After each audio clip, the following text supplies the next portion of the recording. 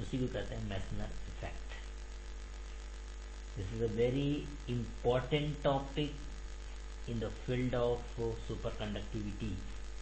With the help of this particular effect, so many applications are running on the behalf of Maxwell effect. One of the bullet train is also magnetic levitation जिसे कहते हैं। जो bullet train चलती है जिसकी speed 550 kilometre per hour की speed से चलती है वो ट्रेन, वो इसी मेसनर इफेक्ट के बिहार पे चलती है।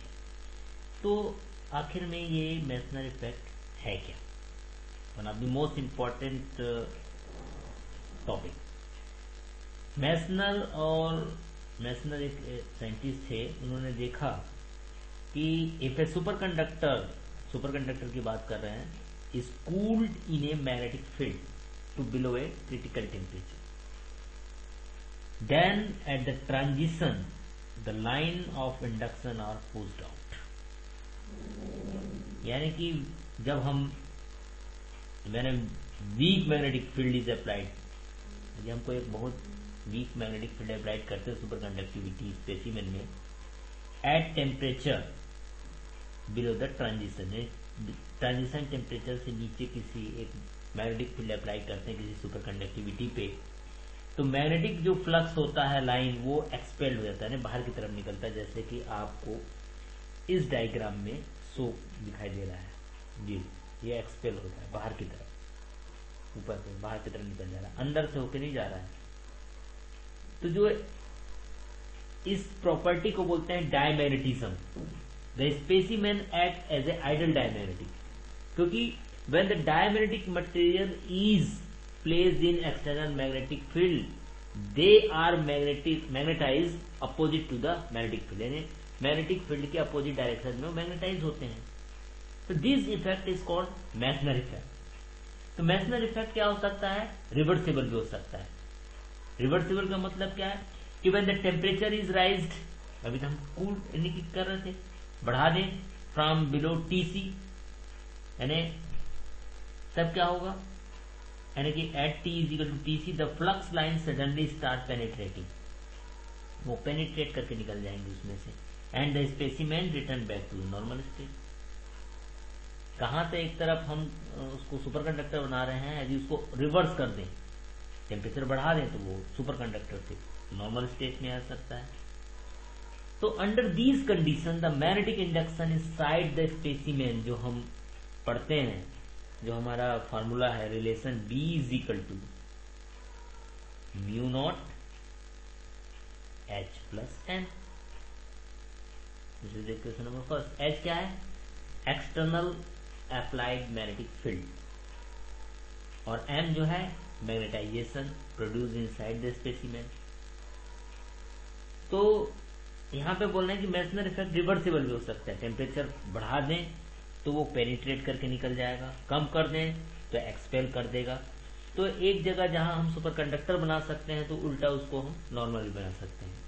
तो when the specimen is super conducting state according to the Meissner effect, तो सुपर कंडक्टिंग स्टेट में चला जाएगा, लाइन ऑफ फोर्सेस बाहर की तरफ चले जाएंगे, तो अंदर मैग्नेटिक फील्ड क्या हो जाएगा, जो बल्क सुपर कंडक्टर है उसका मैग्नेटिक फील्ड क्या हो जाएगा, जीरो हो जाएगा। तो इक्वेशन फर्स्ट में भी हम जीरो रख दें, क्योंकि जितनी लाइन ऑफ फोर्सेस बाहर की तरफ चली गई, अंदर तो है नहीं, अंदर से मैग्नेटिक फील्ड क्या हो गया, जीरो हो गया। तो कितना हो जाएगा equation, mu naught H plus M is equal to zero. इसको हम दूसरे ढंग से लिख सकते हैं, क्या लिख सकते हैं, लिख सकते हैं M is equal to minus H। This equation number second. Thus the material is perfectly diamagnetic, क्योंकि M अपॉन H, हम इसको लिख दें M upon H is equal to -1, और M अपॉन H क्या होता है, मैग्नेटिक ससेप्टिबिलिटी, यानी कि काई। तो डायमैग्नेटिक का ये बहुत बड़ी प्रॉपर्टी होती है, काई की वैल्यू निगेटिव होती है, और जो निगेटिव वैल्यू शो करता है वो डायमैग्नेटिक मटेरियल होता है, राइट। तो magnetic susceptibility can be represented chi is equal to M upon H equal to -1। तो यहाँ पे एक बहुत बड़ा चीज ये भी शो कर रहा है कि सुपर कंडक्टर वो होते हैं परफेक्ट डायमैग्नेटिक होते हैं because of diamagnetic nature.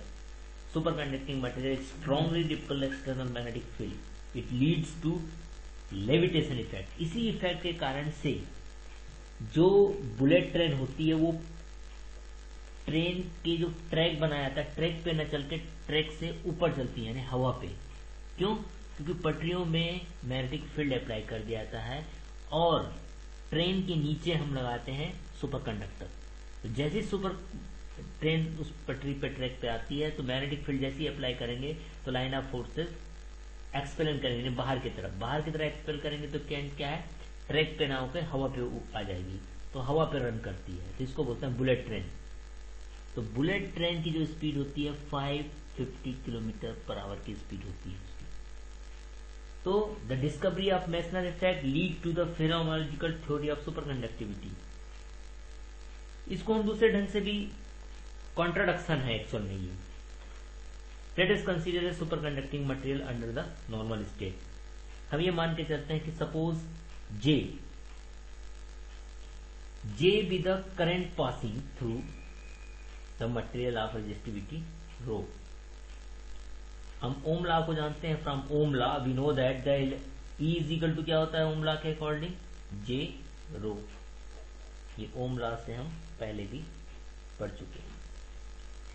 On cooling the material to its transition temperature, जब हम टेम्परेचर से नीचे ठंडा करते जाएंगे तो क्या होगा, ये क्या हो जाएगा, जीरो हो जाएगा। इफ जे इज इनफाइनाइट तो ई मस्ट बी जीरो। तो मैक्सवेल इक्वेशन हमने पढ़ा है del cross E is equal to minus d B upon d t, ये पढ़ा है।